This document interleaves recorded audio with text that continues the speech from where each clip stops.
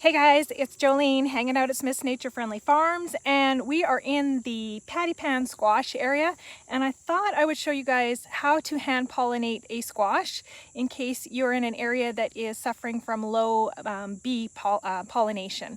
So I don't have low bee pollination problems at all. We actually have a great deal of both native bees and honeybees, and there's no honeybee nests around us in particular. We don't house them, but they can exist obviously in a tree wall or something, or maybe the neighbors have them. But we do have a ton of bees. So these are actually already cleaned of all their pollen, but I'm still going to give you a very simple show of how you can self-pollinate your own squash flowers. So let's take a look. All right, so this is the female flower, and you can see we have a very friendly little bumblebee and a bug as well coming in and trying to steal whatever pollen is left, but it's honestly licked clean. So there is really not likely very much pollen in here. But this is the male flower. So we would want to take the pollen from the male flower and put it onto a female flower. So let's take a look now. Just below it is a female flower. And you can see how the center is quite a bit different. That one looks a bit like your hand is closed almost in a fist, and that one looks like a little bit of a stick.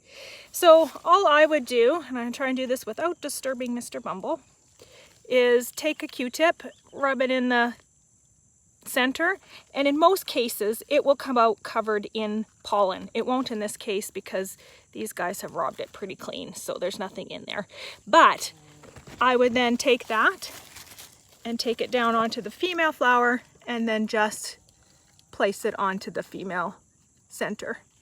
And just try and get, now you can see that one had pollen on it, so it was already covered. So that's fantastic. That's great because that means that that's been pollinated enough that it will produce, in this case, a patty pan squash. And it's not just important for these guys to be pollinated, but they need to be pollinated enough, which is why the volume of pollinators visiting each of the flowers is really important as well. So when they carry over multiple pieces of pollen, it improves your quality of your product as well. So super valuable there. Like sometimes you'll see raspberries that, you know, are all maybe 3 little bumps on them instead of the full berry. That's because of a lack of pollination. So it's as simple as that. All you have to do is find yourself a male flower, take the pollen from the male flower over to the female flower and put it on there, and voila, you will have a patty pan squash.